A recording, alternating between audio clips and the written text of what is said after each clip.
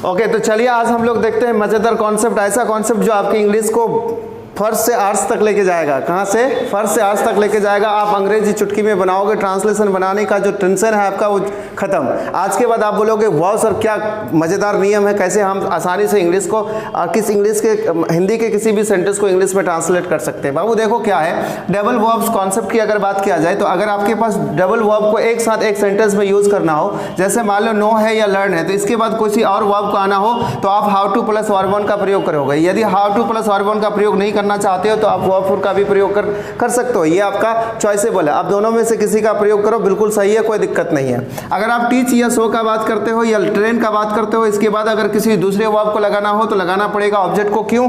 क्योंकि आप टीच का बात करोगे तो इसका मतलब है सिखाना, तो सिखाओगे आप किसी को तो किसको सिखा रहे हो वो यहाँ आएगा। शो के मतलब दिखाना, तो किसको दिखा रहे हो वो यहाँ आएगा। ट्रेन का मतलब प्रशिक्षण देना, आप किसको प्रशिक्षण देते हो वो यहाँ आएगा। उसके बाद आपको क्या लगाना है, कैसे प्रशिक्षण देते हो। दैट मीन्स कि आप how two plus verb one का प्रयोग करोगे या और फोर का प्रयोग करोगे, बिल्कुल सही। यानी कि आप ये और ये इन 5 वर्ड्स को ध्यान से देख लो।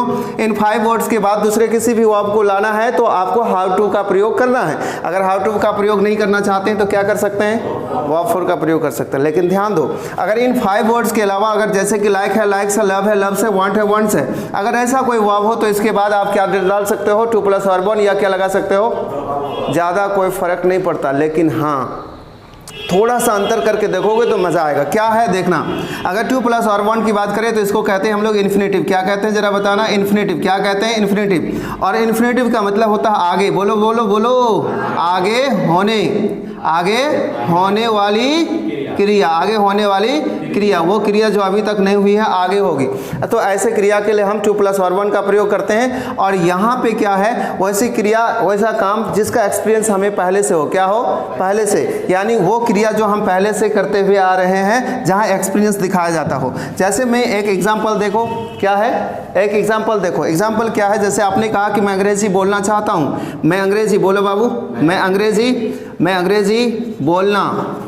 बोलना चाहता हूँ, मैं अंग्रेजी बोलना चाहता हूँ। तो आप क्या बनाओगे, आई वॉन्ट, यानी कि मैं अंग्रेजी बोलना चाहता हूँ। अभी तक बोले मैं तुमसे मिलना चाहता हूँ, अभी तक मिले, आगे मिलना है, आगे बोलेंगे, आगे मिलेंगे, ऐसा कुछ भी है तो आप क्या लगाओगे, टू।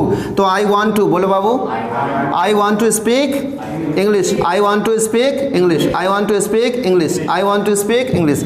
अगर उसी तरह से दूसरा वाक्य आपको हम ये बताएं कि मुझे क्रिकेट खेलना अच्छा लगता है, इसके मतलब पहले से ही हम खेलते हैं और तभी ना खेलना अच्छा लगता है, तो हम कहेंगे आई लव प्लेइंग क्रिकेट, या आप कहेंगे आई लाइक प्लेइंग क्रिकेट, यानी कि आप वर्ब फोर का प्रयोग करोगे।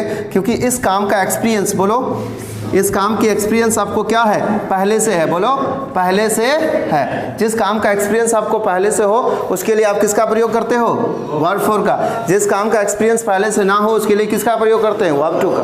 यहाँ पे आप बोलोगे मुझे क्रिकेट खेलने आता है, तो आप बोलोगे I know how to play cricket. मुझे कार चलाने आती है, तो आप कहोगे I know how to drive a car. उसी प्रकार से मैं अंग्रेजी बोलने सीखता हूँ तो I learn how to speak English. मैं उसको अंग्रेजी बोलने सिखाता हूँ तो I teach him how to speak English. मैं उसको नाच के दिखाता हूँ तो I show him how to dance. अगर उसी तरह से मैं कहूँ कि मैं उसको तैरने सिखाता हूँ तो I train him how to swim. इस प्रकार से कोई भी सेंटेंस आप बना सकते हैं। दिमाग में एक ही चीज़ को रखिए कि डबल वर्ब एक साथ अगर आ जाए तो इन 5 वर्ड्स को अगर तुम देख पा रहे हो तो लगाओगे हाउ टू, क्या लगाओगे।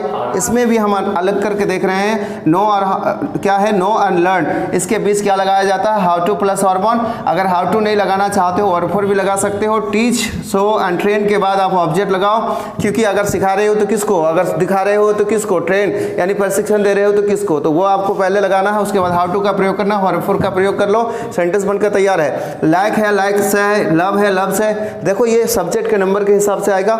उसके बाद वांट है वांट से, इस प्रकार के कोई भी, इट इज कोई भी वर्ब, क्या है, कोई भी वर्ब। इसी तरह से कोई भी वर्ब आता हो, बोलो, कोई भी वर्ब। तो इसके बाद वाले वर्ब को टू प्लस वर्ब वन या किस में लिखेंगे, वर्ब फोर में लिखेंगे। तो मैं ही समझता हूँ कि ऐसे एक नहीं हजारों सेंटेंसेस आप बना सकते हैं।